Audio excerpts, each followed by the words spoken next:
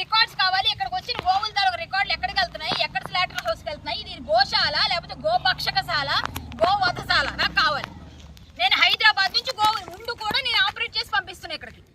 Last month పంపించలేదు. మళ్ళీ ఇక్కడ ఏమైంది? నేను ధర్నా చేస్తానంటే ఏంటి ధర్నా చేస్తాను? మరి ఇదేంటిది? ఇది డమ్మీ అయితే ఎందుకు ఎవరు తెచ్చారు? పోలీసులు ఎక్కడికి ఎందుకు పంపించారు?